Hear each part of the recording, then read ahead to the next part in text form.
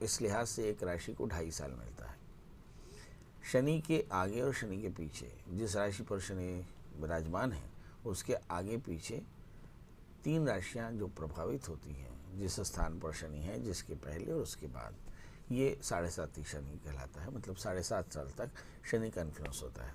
ऐसा माना जाता है कि शनि जब प्रवेश करते हैं, यानी जब 12वें स्थान में प्रवेश करते हैं, तब से आपकी परेशानियां शुरू होती हैं, क्योंकि गोचर में शनि 12वां होता है, फिर लग्न में होता है, इसके चलते बहुत फ़र्क पड़ता है, और फिर बाद में शनि जब दूसरे स्थान में जाता है तब भी असर पड़ता है। इसे 7.5 शनि करते हैं। अब दूसरे प्रश्न का जवाब है कि ये शनि का गोचर है एक्चुअली। जैसे हम चंद्रमा की राशि परिवर्तन देखते हैं, जैसे हम सूर्य की राशि परिवर्तन देखते हैं, ऐसे ही शनि का राशि परिवर्तन है। अब प्रश्न उठता है कि किस राशि पर इसका ज़्यादा असर पड़ता है। असल में राहु, गुरु और शनि ये मांदी ग्रह है, मतलब धीरे चलते हैं। इसमें सबसे ज़्यादा मांदी ग्रह शनि है, क्योंकि सबसे बड़ा सर्किल इसका बनता है। ऐसी स्थिति में शनि एक राशि में 2.5 साल रहते हैं, इसे शनि का अढ़ैया बोलते हैं। अब जब 7.5 शनि आती है तो सबसे पहला प्रवेश होता है 12वें स्थान में। शनि जब 12वें स्थान में आते हैं किसी राशि के, तो वो डिपेंड करता है कि वो राशि कौन सी है। मसलन मेष राशि, मेष राशि पे शनि 12वें स्थान पे है, मतलब मीन राशि में शनि बैठे हैं, तो मीन राशि में एकादशी शनि, जब दशमें शनि 12वें स्थान में होंगे तो इनके रूटीन में काफ़ी प्रेशर होगा और इनके बॉसेस के साथ नाराज़गी होगी। फिर जब ये मेष राशि में प्रवेश करेंगे तो फिर 2 महत्वपूर्ण बातें होंगी कि नीचस्थ शनि है तो तीसरे, 7वें और 10वें स्थान पर पूर्ण दृष्टि पड़ेगी, तो परिवार को, पार्टनरशिप को और वर्क प्लेस में बॉसेस के साथ में आपके रिलेशन संभालने होंगे। फिर जब ये दूसरे स्थान में जाएंगे तो इसका असर 3 स्थानों पर होगा, चौथे, 8वें और फिर 11वें भाव में।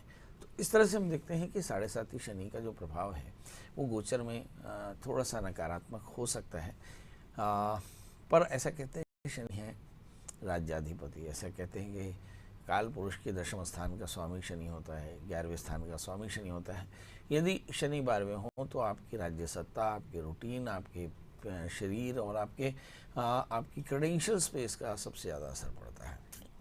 अब सवाल ये है कि यदि शनि की 7.5 आवे तो बिना डरे हमें शनि के समय में, शनि की कॉन्स्टिट्यूएंसी में सत्कर्म करना चाहिए। नंबर 1, लोग अपने कर्मों पर परिवर्तन नहीं करके केवल शांति ग्रह शांति कराते हैं, इससे उन्हें बहुत ज़्यादा लाभ नहीं होता। इसलिए शनि का जब शनि की 7.5 शनि चले तो आपको चाहिए कि आप नियमित रूप से जीव दया करें, मतलब दान करें। तो मछलियों को आटा खिलाएं, गाय को गुड़ खिलाएं, रोटी खिलाएं, कुत्ते को रोटी खिलाएं। इससे शनि कमज़ोर होंगे, शनि थोड़े से सॉफ्ट होंगे। आप गरीबों की सेवा करें, थोड़ा सा सच बोलें। थोड़ा सच इसलिए क्योंकि पूरा सच बोलना कठिन होगा आपके लिए। अगर पूरा ही सच बोला होता तो फिर ये शनि काहे को आपको परेशान किया होता, है ना। तो मतलब आपके अपने जीवनचर्या में थोड़ा सा चेंज करें, तो आप देखेंगे 7.5 शनि। इसमें जो हमारा सराउंडिंग है उसमें वृक्ष, लता, गुल्म, जीव ये सारे आते हैं, है ना। तो पेड़ों को काटने से बचें, जीव हिंसा से बचें, निंदा से बचें, विवादों से बचें, दान करते रहें, स्वाध्याय करें, सत्संग करें, नाम जाप करें। अब ऐसा लिखा है वृक्षानाम साक्षात अश्वत्थोम, तो पीपल के वृक्ष की सेवा करें, तुलसी के वृक्ष की सेवा करें, बेल के वृक्ष की सेवा करें। तो इस तरह से जीव दया करके और आप अपनी परेशानियों से बच सकते हैं, नंबर 1। फिर दूसरा होता है नाम संकीर्तन, तो शनिश्चर मंत्र का जप करना चाहिए। फिर आता है दान, तो काले तिल, काली उड़द का दान करना चाहिए, लोहा, काला कपड़ा इत्यादि हम दान करते हैं, नीलम इत्यादि का दान करते हैं। फिर होता है सत्संग, तो वो आप नियमित रूप से अच्छे लोगों की संगत में रहें और यज्ञ करें, मतलब आहुति दें, देवताओं को आहुति दें। ये जन्म करो तो ज्ञानमिति ज्ञा, ऐसे कहते हैं कि ज्ञान का यजन करने का मतलब ही यज्ञ है। तो फिर अच्छे लोगों के साथ बैठ करके थोड़े से ज्ञान का यजन करें, थोड़ी सी आहुतियाँ दें, इससे आपकी परेशानियाँ कम होती हैं। जी बिल्कुल। तो हमने जाना शनि की 7.5 वास्तव में है क्या और इसके प्रभाव क्या क्या हैं और इसके उपाय भी क्या हैं, पंडित जी ने साफ तौर पे कहा। जी, मैं आपने एक बड़ा प्रश्न किया कि किस राशि पर ज़्यादा, किस राशि पर कम। जी, ऐसा बिल्कुल नहीं है। ये किसी भी राशि पर बहुत ज़्यादा बुरा असर दिखा सकते हैं और किसी भी राशि पर ये कम बुरा असर दिखा सकते हैं। सब कुछ डिपेंड करता है आपके कर्मों पर।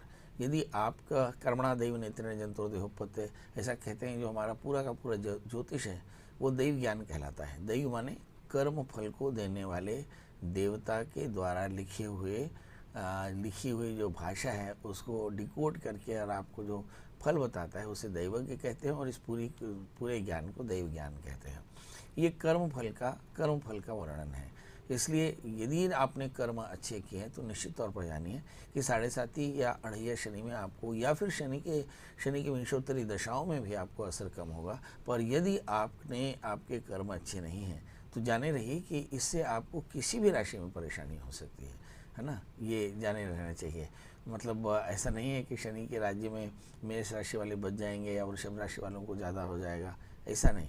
ये अपने कर्मों के प्रभाव से ही आपको इसका असर मिलेगा। जी बिल्कुल। तो पंडित जी अब बात करेंगे दैनिक राशिफल की, यानी कि सबसे पहले बात करेंगे मेष राशि की। मेष राशि वाले जातकों के लिए अच्छी चीज़ देखते हैं कि शनि 11वें स्थान